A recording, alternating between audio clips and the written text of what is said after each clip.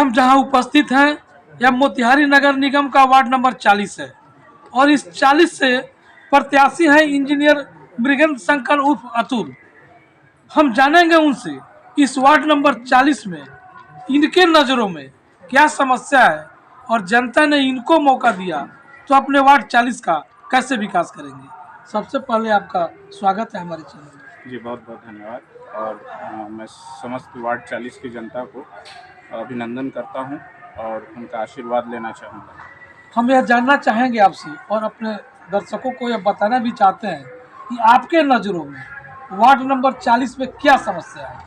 देखिए, जो प्रेजेंट में जो वार्ड 40 की अगर आप बात करें तो ये अभी बहुत बड़ा हो गया है। ठीक है, ये शुरू होता है हमारा राजा बाज़ार से और ये चला जाता है धुनाती नदी के किनारे बाईपास तक। तो अगर मैं इस पूरी चीज़ को देखूं तो ये बहुत बड़ा डाइवर्स एरिया हो जाता है। अगर मैं प्रेजेंटली जहां मैं बैठा हूं उस एरिया की बात करूं तो अभी हमारे पास डबल लाइन ट्रैक बन रही है। उसकी वजह से ये जगह काफ़ी नीचे स्तर पे आ गई है। पानी की समस्या, जल जमाव की जो समस्या है वो बहुत बृहत रूप से हम लोगों ने पिछले साल इसको देखा है और झेला भी है। कई ऐसे घर हैं जहाँ पे पानी अंदर तक जा चुके हैं। इस स्थिति में गए हैं कि कई लोगों ने अपने घर के नींव को ऊंचा उठवाया। तो इस एरिया के लिए सबसे पहले तो हमारा प्रयास ये रहेगा कि जल जमाव जो हो रहा है उसको मैं एक बेहतर तरीके से उसके निकासी का प्रबंध करूं। और ये इसमें काफ़ी इंजीनियरिंग दिमाग लगाने की ज़रूरत पड़ेगी। ये आम किसी ठेकेदार या कॉन्ट्रैक्टर से नहीं होगा कि जिस तरीके से हाँक दिया गया और उस तरीके से हाँक जाए। मतलब जैसे बना दिया नाली, पता चला नाली बनाया तो सही पर उसका निकासी ढंग से किया नहीं, तो यहाँ से निकल गया कहीं और लग गया।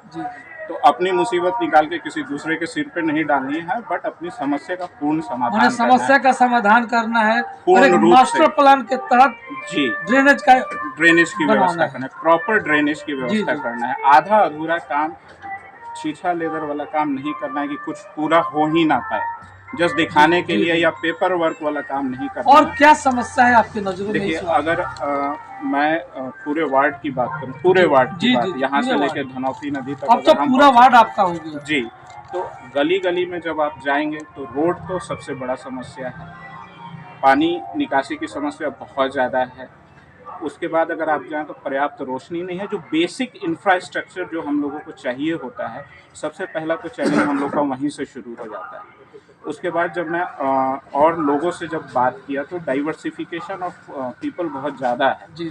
बहुत संपन्न लोग हैं, बहुत पढ़े लिखे लोग हैं, बहुत बिलो द पॉवर्टी लाइन के भी लोग हैं। उन लोगों तक सरकारी जो योजनाएं हैं वो पहुंची नहीं है। लोगों को यही नहीं पता है कि मुर्गी पालन, बकरी पालन जैसे व्यवसाय भी वो कर सकते हैं।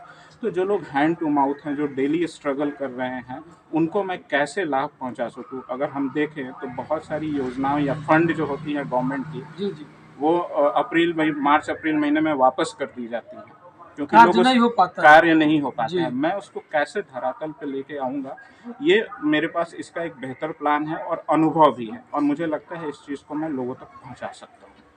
अलग अलग लोगों की अलग अलग समस्याएं हैं, उन सब चीज़ों को मैं समझ रहा हूँ और उसका सॉल्यूशन भी मेरे दिमाग में है। मैं सिर्फ प्रॉब्लम की बात नहीं करता हूँ, मैं हमेशा एक सॉल्यूशन माइंडसेट में रहता हूँ कि समस्या तो हर जगह, समाधान कैसे हो सकता है। माने पॉजिटिव, किसी भी वर्क को आप पॉजिटिव रूप में लेके जाएंगे। किस स्तर तक जाना है, किस अधिकारी तक जाना है, उसको कैसे लेके आना है, कैसे लोगों तक पहुँचाना है, ये मायने रखता है। क्या मास्टर प्लान होगा आपका? 5 वर्षीय मास्टर प्लान क्या है आपका? देखिए, इसमें जो मेजर चीज़ें हैं, जैसे मैंने बोला कि रोड, जल जमाव, मच्छर, रोशनी, सुरक्षा, जैसे अब हम बातें ये सब कर लेते हैं, हम यंगस्टर्स की तरफ नहीं ध्यान देते हैं। मैंने बहुत सारे यंगस्टर देखे हैं जो बहुत टैलेंटेड हैं, कुछ लोग तो बहुत खेल कूद में बहुत आगे हैं, तो उनको मैं कैसे आगे लेके जाऊँगा। तो ये सारी चीज़ें जो हैं ये मेरे 5 साल के प्लान में आएगी कि एक एक पार्ट पे देखा जाएगा। ऐसा नहीं है कि मैं सिर्फ रोड की बात कर रहा हूँ या जल जमाव की बात कर रहा हूँ, एक एक चीज़ की बात करूँगा। और सबसे बड़ा जो मेरा हमेशा उद्देश्य रहा बाहर से बिहार आने का, वो था उद्योगीकरण, बिहार का उद्योगीकरण। एमपी में उद्योग लग सकता है, महाराष्ट्र में उद्योग लग सकता है, गुजरात में लोग उद्योग लगा सकते हैं, मेरे बिहार में उद्योग नहीं लगेगा, ऐसा कैसे हो सकता है। ये करना है छोटे छोटे। मैं 5,000 करोड़ की कंपनी नहीं चाहता हूँ, बट 5,000 लोग 5-5 करोड़ का भी व्यवसाय कर पाएँ तो मेरे बिहार के लिए विकास हो सकता है। माने यहाँ के बेरोजगार युवकों को रोजगार, महिलाओं को स्वावलंबन बनाना, बिल्कुल। ये तमाम चीजों को लेकर के आप आए हैं अपने जी, मास्टर प्लान के साथ, जी। और उसको धरातल पर उतारने का उतारने की कार्य भी आप कोशिश कर करेंगे। रहा हूँ मैं जी जी। उनको लेके आऊँ। हर एक युवा को अगर नौकरी नहीं मिल पा रही है तो वो मायूस नहीं हो, वो अपना स्वावलंबी बने, अपने आप को ऊपर उठाए और खुद नौकरी ना करे, 10 लोगों को रोजगार दे पाए, ऐसा बनाना चाह रहा हूँ। ये मेरा मास्टर प्लान है लोगों के लिए भी। आप अपने, चूंकि यह आपका जो क्षेत्र है, जैसे आपने भी कहा और हम लोगों ने सर्वे भी किया, इसका आधा हिस्सा पूर्ण शिक्षित लोगों का यह वार्ड है, जी। और आधा हिस्सा जो है अर्ध शिक्षित लोग, माने कम पढ़े कम लिखे बिलो लोगों प्रो का हाँ। यह वार्ड है। वहाँ पे सरकार की योजनाएं धरातल पर नहीं उतर पाई है, तो उन योजनाओं को जो नगर पालिका से आम जनमानस को मिलता है, कैसे धरातल पर उतारेंगे? क्या उसके लिए क्या मास्टर प्लान होगा? सर देखिए, जो भी योजनाएँ सरकारी होती हैं, नॉर्मली लोगों तक पहुँच नहीं पाती हैं क्योंकि जो पहुँचाने वाली आवाज़ है, वहीं कहीं बीच में ना तो समझ पाती है या ना सवाल पूछ पाती है। सबसे पहला तो सब ज़रूरी है सवाल पूछना। चाहे वो सरकार से हो, चाहे आपका खुद का रिप्रेजेंटेटिव हो, उससे सवाल पूछना बहुत ज़रूरी है। तो जब लोग सवाल पूछने लगेंगे तो आंसर धीरे-धीरे अपने आप मिलना शुरू हो जाता है। अब बहुत सारी योजनाएँ हैं, जो लोगों तक पहुँच ही नहीं पाती हैं। सबसे पहले मैं लोगों को जागरूक करूँगा इसके लिए, फिर मैं उन लोगों एक-एक करके उन लोगों के पास पहुँचूँगा और जानने की कोशिश करूँगा कि उनके लिए क्या बेहतर हो सकता है और क्या मैं उनकी उनको समस्याएं हैं और उसका समाधान हाँ, कैसे कैसे कैसे जी हो सकता है।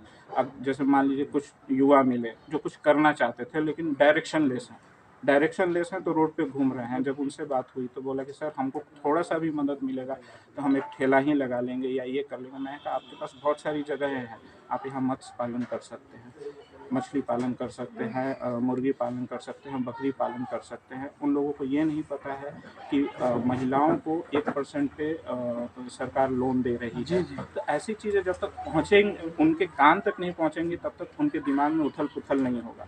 तो सबसे पहले उनको जागरूक करना है, फिर उनके साथ मिलके एक माने प्लान ऑफ बेहतर। एक्शन बनाना है। प्लान ऑफ एक्शन बनाना है कि क्या-क्या चीज़ कैसे-कैसे हम कर सकते हैं पॉकेट्स में। सर हम एक बार में पूरा बृहत नहीं करेंगे बट पॉकेट्स में चेंजेस लाना शुरू हम करेंगे तो छोटे-छोटे चेंजेस बहुत बड़ा बदलाव लेके आएँगे। और बदलाव करके एक विकसित वार्ड आप इसको बनाएंगे। जी, इसको एक बहुत विकसित वार्ड बनाना है। सिर्फ़ विकसित नहीं, बहुत विकसित ब बनाना है। क्या क्या जनता से आप क्या डिमांड कर, क्या मांग देखिए कर रहे हैं आप? जनता से मैं बस इतना ही कहना चाहूँगा कि जब आप अपने घर के लिए कोई सामान खरीदते हैं, अपना शर्ट खरीदते हैं, अपनी साड़ी खरीदते हैं, आप उस पे आधा घंटा व्यतीत करते हैं। आप 5 साल के लिए किसी को अपना वार्ड दे रहे हैं, तो आपका भी मतलब कर्तव्य बनता है कि आप देखें कि आप किस उम्मीदवार को चुन रहे हैं और अगले 5 साल तक उसको ला रहे हैं, तो क्यों ला रहे हैं। तो मैं उन लोगों से बस निवेदन यही करूँगा कि मुझे अपना सहयोग दें ताकि मैं उन लोगों का विकास कर सकूं। अगर मैं योग्य लगता हूं तो मुझे ज़रूर सहयोग दें। माने क्या चुनाव चिन्ह है आपका? किस हाँ, चुनाव चिन्ह पे आप अपना मेरा मत मांग रहे हैं? जी, मेरा चुनाव चिन्ह है काठ गाड़ी छाप जो कि 6 नंबर क्रम संख्या 6 पे है। क्रम संख्या 6 पे है और मेरा नाम मृगेंद्र शंकर है और लोग मुझे प्यार से अतुल भी कहते हैं। और आप लोग से आशीर्वाद चाहूँगा कि क्रम संख्या 6 पे बटन दबा के काठ गाड़ी छाप को जिताएँ। तो ये थे इंजीनियर मृगेंद्र जी उर्फ अतुल जी, जिन्होंने कहा कि छोटी छोटी समस्याओं का समाधान कर मैं इस वार्ड को विकसित वार्ड बनाऊं। क्या नाम हुआ आपका? रतन चंद्र प्रसाद। रतन चंद्र प्रसाद जी, आप इसी वार्ड 40 के निवासी हुए, कैसा प्रतिनिधि आप चाहते हैं? साफ स्वच्छ सभी का प्रतिनिधि, पढ़ा लिखा हो, जो कार्य करने लायक हो। जिसमें ऐसा ऐसे आपके यहाँ तो 10 प्रतिनिधि चुनाव मैदान में है, तो 10 में से किसको आप मृगेंद्र शंकर मेरा कैंडिडेट है। आपका उम्मीदवार, मैंने आप उनको सपोर्ट कर रहे हैं? बिल्कुल, क्यों सपोर्ट कर रहे हैं आप अतुल जी? इसलिए कि वो जनता का सेवा जो है ना, स्वच्छ माने बिना एथी के करेगा, माने निष्पक्ष बिना स्वार्थ का करेगा। भ्रष्टाचार मुक्त वार्ड बने। क्या आपको विश्वास है कि इनके बिल्कुल कार्यकाल में भ्रष्टाचार मुक्त होगा वार्ड? बिल्कुल। क्या नाम हुआ आपका? राधा रमन शाह। राधा रमन शाह जी, कैसा प्रतिनिधि आप चाहते हैं? सब छवि वाला, ईमानदार हो, जो कार्य करे, जनता के सुख दुख में रहे, भागीदारी करे। जी जी। तो इसमें कौन सा ऐसा प्रत्याशी आपके नजर में है जो जनता की सेवा में है? मृगेंद्र शंकर शिक्षित और 100% शिक्षित है। क्या नाम हुआ आपका? विमल कुमार विमल जी। तो अभी तो आप नौजवान है, युवा है, तो कैसा प्रतिनिधि चाहते हैं आप? हम एक ऐसा प्रतिनिधि चाहते हैं जो पढ़ा लिखा हो और साथ साथ वो एक वेल क्वालिफाइड हो और उसके दिमाग में क्षेत्र के विकास के लिए कोई विजन हो, मास्टर प्लान हो, जो पॉजिटिव वर्क करे। ये नहीं, आज हमारे वार्ड में बहुत सारे लोग पहले भी आए हैं ये मन के वार्ड आयुक्त बन के, लेकिन वो लोग किसी क्षेत्र विशेष पे काम करने पर फोकस किए, जहाँ उनका वोट है वहीं वो काम किए हैं, बाकी क्षेत्र को वो छोड़ दिए हैं। माने भेदभाव लोगों ने वो लोग किया। काम किया है। तो आप और चाहते हैं कि जहाँ तक- भेदभाव करने वाले प्रत्याशी बिल्कुल नहीं आए, बिल्कुल हम उनको मत नहीं दें। बिल्कुल वैसे जो भेदभाव करने वाले प्रत्याशी हैं उनको हम अपना मत ना दें। तो आपके यहाँ तो 10 बिल्कुल, प्रत्याशी मेरे यहाँ चुनाव 10 मैदान में है। प्रत्याशी है, कुछ लोग स्वयं खड़े हैं और कुछ लोग अपने किसी जानने वाले को, अपने मजदूर तक को खड़ा कर दिए हुए हैं जी जी कि हमको नहीं तो उनको वोट दीजिए। जी। हमको वैसा कैंडिडेट नहीं चाहिए। हम लोगों ने सारे कैंडिडेट को नकार कर सिर्फ मृगेंद्र शंकर माने DI आपको चाहिए, डायरेक्ट चाहिए, डायरेक्ट, कोई भाया मीडिया का भाया प्रतिनिधि मीडिया नहीं चाहिए आपको। प्रतिनिधि नहीं चाहिए। हम लोग को चाहिए कि जो मेरा प्रतिनिधि हो वो पढ़ा लिखा हो, ईमानदार हो और धरातल पे काम करे।